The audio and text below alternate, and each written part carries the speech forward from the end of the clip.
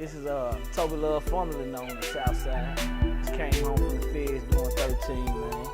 Took it to him, and did my time. Told on no man. You know, I'm back producing, you know, songwriting, rapping, you know, whatever the case may be, whatever it takes, whatever you need, hit me up, I got you. Rebuilt and reconnected with my family, Black Gotti, Breeze, Nene, you know, and we're trying to do some things, we're trying to make it happen.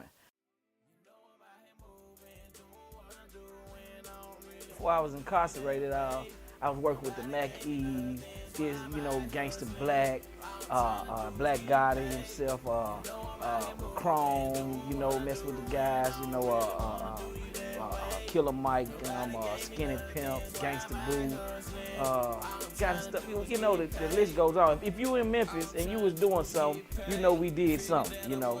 I'm just trying to reconnect, man, get myself reestablished, man, and I've been blessed since I came home, man, you know, when it comes to that, doors been opening for me, man. You know, I'm feeling good about now. Well, I've been home now 3 months.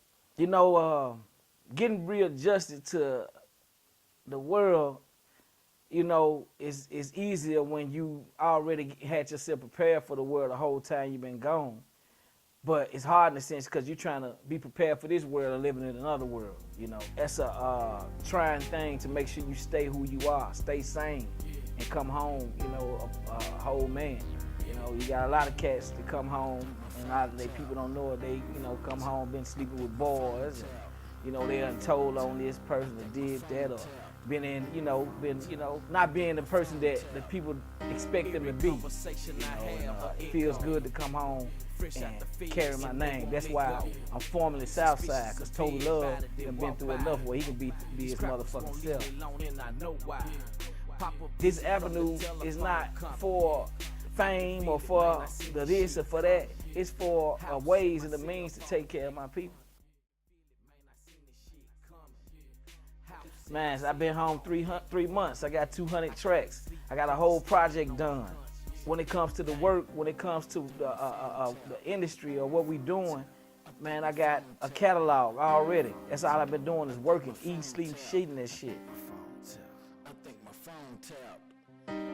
I'm looking to connect with the new young dogs, the new Yo Gottis, the new money bags. I'm looking to connect with all that. But I'm also looking to connect with the money bags, and the Gottis, and the dogs, and the 8 balls, and the paws, and the juices, and whoever on the town doing whatever, man. Once you got something, you got it. Once you got money, you got it. Once you can sing, you got it. Once you can do whatever you do, you got it. Memphis got it. We just gotta pull together and do it together and blow this bitch up. But we too busy doing what we doing, man. And all it takes is some direction, somebody to say, hey, you know, let's do this, let's do that. And there's a lot of leaders out there of a whole lot of little exile groups that we can come in and come together as one, man, and make a major movement, man. My pops is a member of the Barcades. My pops been doing music forever. My mom was singing, my uncles, my aunts. You know, music's just in my blood, you know what I'm saying? It was just the circumstances that you born into though, you know. No matter when, if you get out, no matter what happens, you stuck with those circumstances, that's your growing, that's your learning. So you can't unlearn something. So by the time my brother had ended up killing his best friend. And that's when we finally moved out the hood. But my pops moved us out the hood then, but what I learned, I already learned. So I only took it to the next neighborhood with me. And I ended up constantly coming back to what he was trying to get me away from. So for the parents out there, if you had the opportunity to get your kids out of a certain situation, you get them out of it as soon as possible before they learn what, they might not learn what they may learn. You know what I'm saying? So that's, you know, it was just, and that's my history. You know, from there, that's where all the other decisions, all my basically all my childhood friends are either dead or doing life sentences, man. And I'm the lucky one. I got sentenced to 17 and a half. It just so happened that Obama fit the word to bless us. You know what I'm saying? And that's crazy to be the lucky one and then do that.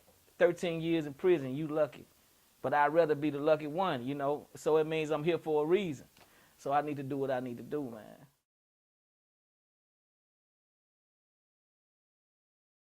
I would explain this sound as energy, man. Energy.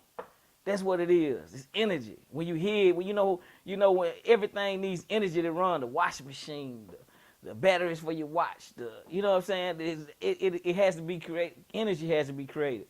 So that music, man, is energy for not just for me, man, for the people, for my people, man. And you know, a lot of people that make music need to realize you're not making music for yourself, man. You make it for the people.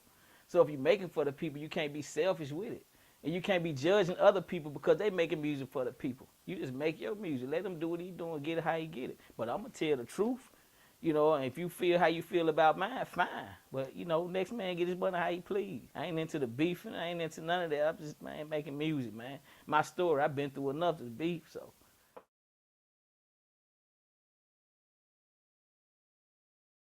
We in the process of now getting it done. And tell you, to be honest, man, you know, I'm gonna tell y'all this now. When you in prison, social media looks so bad to you because you so busy, you stuck in your world.